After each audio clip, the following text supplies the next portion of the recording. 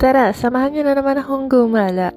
Pero hindi ngayon dahil for today's video ay last hura na for this week ng work bago ko masabi na happy weekend sa ating lahat.